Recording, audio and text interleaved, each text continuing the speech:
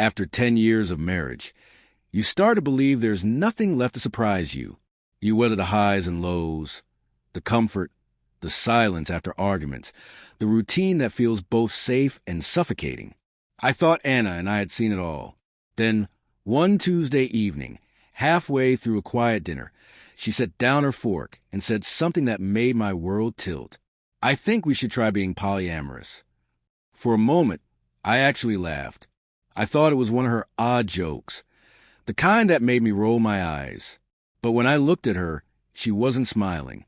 Her expression was calm, deliberate, like she'd rehearsed it. "What did you just say?" I asked, frozen mid-bite. "You heard me," she said evenly. "I think it's time we open a marriage. See other people." I just stared at her. The same woman who once got upset because I chatted too long with a waitress now wanted to see other people. The irony was almost funny. Almost. Beneath the disbelief and anger, though, there was something else. Something uncomfortable and quiet. Relief. Because what Anna didn't know was that her best friend, Rachel, had been taking up space in my mind for a long time. Rachel had been around since college. Birthdays, barbecues, lazy Sundays. She was the opposite of Anna in almost every way. Where Anna was sharp and controlled, Rachel was soft, curious, easy to be around. She noticed things, little things Anna hadn't in years. We never crossed a line, but there was always a spark, an unspoken pull neither of us dared to name. So when Anna dropped her little revelation across the dinner table, I didn't explode. I set my fork down, took a breath, and said quietly, "Okay?"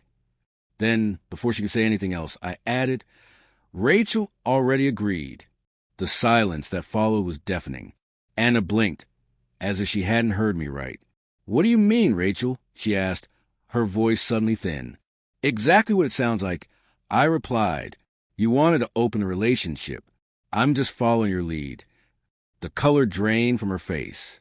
In 10 years of marriage, I'd never seen her speechless. She always had an answer, always the last word. But not this time. "This isn't what I meant," she snapped finally, her hand slamming against the table. "I meant we explore together, not you and her." I gave a bitter laugh. "You opened the door, Anna. You just didn't expect me to be the first to walk through it." And with that, the balance shifted. For years, I've been the one smoothing things over, apologizing to keep the peace, pretending I didn't notice the growing distance.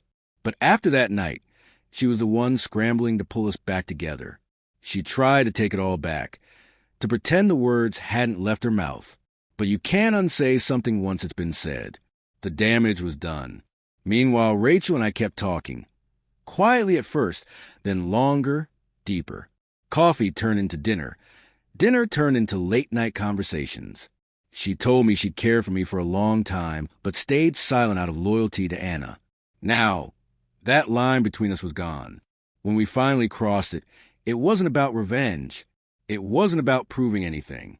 It was gentle, honest, real. For the first time in years, I felt understood, not just tolerated. Of course, Anna found out. She always does. The confrontation was a storm. Shouting, tears, accusations.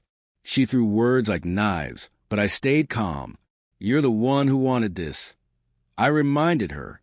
"You said we should see other people. You just didn't think I'd take you at your word. We didn't survive it. Maybe we weren't meant to. Maybe what she said that night didn't destroy us. Maybe it just revealed what was already broken." In the end, Anna moved out. The house was quieter, lighter somehow. I didn't chase her. I didn't beg. I'd spent too long trying to hold on to something that had stopped holding me back. Rachel never replaced Anna. She wasn't a rebound. She was a reminder that love should feel warm, not weary, chosen, not tolerated. When Anna said she wanted freedom, she thought she was giving it to herself. But the truth is, she gave it to me. And when I told her, Rachel already said yes, I wasn't bluffing. That was the first time in years I told the truth and meant every word.